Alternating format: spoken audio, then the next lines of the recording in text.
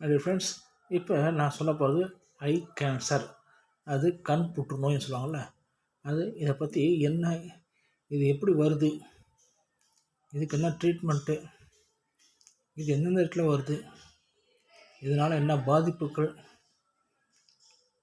இதை பற்றி நான் இந்த வீடியோ உங்களுக்கு போட போகிறேன். தயவு செய்து சப்ஸ்கிரைப் பண்ணாதவங்க சப்ஸ்கிரைப் பண்ணிவிட்டு பெல் பட்டன் அழுத்துங்க. தேங்க்யூ. என்னங்க இந்த வார்த்தை சொல்கிறீங்களே, ஐ புற்றுநோய்னா என்ன? அதாவது இது புற்றுநோய் எல்லோரும் தெரிஞ்சுருப்பீங்க. அந்த ஐ புற்றுநோய் கண் கண் கேன்சர் எப்பயோ ரொம்ப ரேர் கேசஸ். அதாவது வருஷத்துக்கு 2400 பேர் தான் யூஎஸ்லேயே இருக்கிறாங்க. இங்கிலாண்டில் ஒரு 2800 பேர் வராங்க. அவ்வளோதான், ரொம்ப ரேர் கேசஸ்ஸு.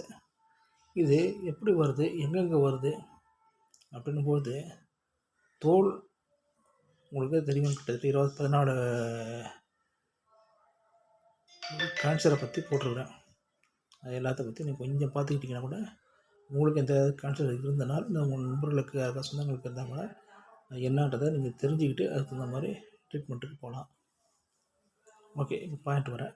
இப்போ இந்த கேன்சர் எங்கே வருது அப்படின்னா, கண் இமை மேலே, கண் இமைக்குள்ளே, கருவிழியில், அதாவது பாப்பான்னு சொல்லுவாங்கள்ல, தமிழில் பாப்பான்வாங்க, கருவிழி, அது வெள்ளையாக இருக்கல அந்த பகுதியில், கண்ணுக்குள்ளே இருக்கக்கூடிய அந்த விழித்திரைன்னு சொல்லுவாங்கள்ல, இது மாதிரி ஒவ்வொரு இடத்துலையும் இந்த கேன்சர் வருது.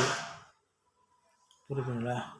இந்த கேன்சர் வரும்போது என்னென்னா, நம்முடைய செல்கள் அதிகமாக வளர்ந்தாலும், அதோட இறப்பு விதம் கம்மியானாலும் இப்படி இந்த கேன்சர் வரும் அப்படின்றது கேன்சருடைய பொதுவான விதி. இப்படி இந்த கேன்சர் வரும்பொழுது நம்முடைய கண்களில் பார்வை மங்கிறது, கருவிழியில் இருக்கக்கூடிய கோளாறுகள், இரட்டைப்பார்வை, இது மாதிரி பல பார்வைகள் கோளாறுகள் வரும். ஆனால் சட்டுன்னு நமக்கு கண்ணில் கேன்சர் இருக்குதா அப்படின்றது தெரியாது. அது முக்கியமான பாயிண்ட். அதுக்கடுத்தது, இந்த கேன்சரால் நமக்கு எப்படி இதை கண்டுபிடிக்கிறாங்க, இது உண்மையிலேயே கேன்சர் தானா அப்படின்னாக்கா, நம்ம இந்த கேன்சருக்கு அதாவது அது உள்ள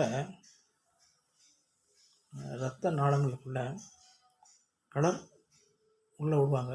அந்த கலரால் அது எங்கே போகுது அப்படின்றத கண்டுபிடிச்சி அது அந்த எந்த இடத்துல கேன்சர் இருக்குது அப்படின்றத அதை கண்டுபிடிக்கிறது வருவாங்க. அதுக்கடுத்தது நம்ம இதை ஹீமோதெரபி எல்லாம் சரி பண்ணலாம். அதுக்கடுத்தது ரேசஸ் வச்சு சரி பண்ணுறது. அதுக்கடுத்தது நம்முடைய ஹீமோதெரபி, லேசர், அதுக்கடுத்து ஹீமோதெரபி, லேசர், இது மாதிரி ஒவ்வொரு விதமாகவும் நம்ம இதை அழிக்கிறதுக்கு முடியும். இது 100க்கு 95 பேர் 1 இயர் வரலாம் வாழ்கிறாங்க. 100க்கு 70 பேர் 5 வருஷம் வரலாம் வாழ்கிறாங்க. இந்த கேன்சர் வந்தவங்க, அதாவது சிகிச்சை செய்த பிறகு சொல்கிறேன். அப்படியே இந்த சிகிச்சையை நீங்கள் செஞ்சுக்கிட்டிங்கன்னா, அதுக்கு அடுத்தது இந்த கண் ஒரு சிலருக்கு இழக்க வேண்டிய சூழ்நிலை வரும். அதனால் உயிருக்கும் ஆபத்து வரும் அப்படின்றத தான் இந்த வீடியோக்கள் போடுறேன். தயவு செஞ்சு உங்கள் ஒவ்வொருத்தவங்க கண்ணையும் செக் பண்ணிக்கோங்க. வருஷத்துக்கு ஒரு வாட்டி கண்ணை செக் பண்ணிக்கோங்க. இதில் ஏதாவது குறைபாடுகள் இருக்குதா, இதில் ஏதாவது ப்ராப்ளம்ஸ் இருக்குதா அப்படின்றத நீங்கள் தெரிஞ்சுக்கிட்டு அதுக்கு தகுந்த மாதிரி உங்களுடைய இந்த ட்ரீட்மெண்ட்டை, இல்லை நல்லா இருக்குதுன்னா ஓகே, எந்த ப்ராப்ளமும் இல்லை அப்படின்னு தெரிஞ்சுட்டு நம்ம மனதுக்கு ஒரு திருப்தி, அவ்வளோதான். தயவு செஞ்சு ஒவ்வொருத்தவனும் வருஷத்துக்கு ஒரு தடவையாவது அல்லது 2-3 வருஷத்துக்கு ஒரு தடவையாவது பார்வை குறைகிற மாதிரி தெரிஞ்சால், இப்படியே ஒவ்வொரு காரணத்தாலையும் உங்களுடைய கண்களை நீங்கள் பராமரித்து ஆக வேண்டும். இல்லைன்னா அது உங்கள் உயிருக்கும் ஆபத்து, உங்கள் கண்ணுக்கும் ஆபத்து. அதுக்கப்புறம் நான் எதுவும் சொல்கிறதுக்கு இல்லை. அதுக்கு வந்த பிறகு உங்களுடைய வாழ்க்கையை பாதிச்சிடும். அதனால் தயவு செஞ்சு இனிமேவாது கண் கேன்சருக்கு வருதான்னு பார்த்துக்கிறது நல்லது.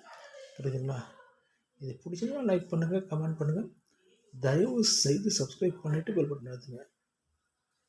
தேங்க்யூ. தயவு செஞ்சு சிகரெட், ட்ரிங்க்ஸு, குறிப்பாக ட்ரிங்க்ஸ் அடிக்கிறத நிறுத்தினாலே கேன்சருக்கு